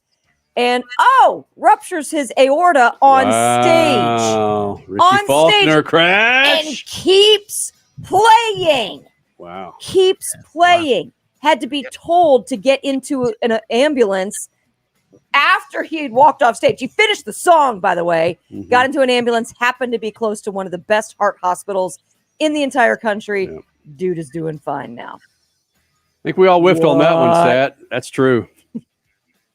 That's just wow. Yeah, I'd forgotten that. Richie Faulkner, guitarist for Judas Priest. Richie Faulkner, yes. Wow. Nice job, Crasher. Ruptured aorta on stage. Keeps playing. Keeps playing. Pure freak. Pure freak. Right? Wow. Yeah, that was scary. The latest is he's they're working on the rescheduling of their dates, Judas Priest. Wow. Yeah. Well, when you have one of the best doctors working on you in that actual field, specializing in the heart, right? The moons were aligned for him. Jack Roush had his plane crash right in the backyard of somebody happened to be looking at him when he went down, and he was, with same thing. He was within minutes of one of the best hospitals. And yeah, I thought about that when what's his face was describing that. And the guy that was watching him that you just referred to was in the armed forces and specialized in underwater rescue. Oh, he's a Navy SEAL. That's right. Exactly. All right, we got to end this thing, man. Thank you guys for being a part of this thing. This is it for our live shows, but don't miss it every Sunday night, 7 to 9 Pacific. 21 years. Shoot the juice to the moose and Statman. Cut loose. Zip. Speed Freaks, Motorsports Radio, redefined.